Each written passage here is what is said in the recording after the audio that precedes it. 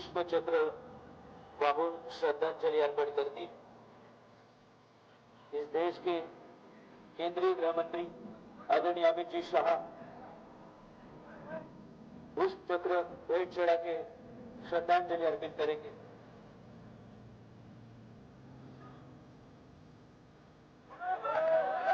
त्यानंतर पुष्पचक्र वाहून श्रद्धांजलि अर्पण सर्वांना विनंती असणार आहे की आपण जागेवर उभे राहणार आहात आणि सर्व वर्दीधारी 21 पोलीस जवानांसह जनरल सॅल्यूट करण्यासाठी तयार असणार आहे। पोलीस बँड पथक पुष्पचक्र वाहून श्रद्धांजलि अर्पण केल्यानंतर मानवंदना देणार आहे।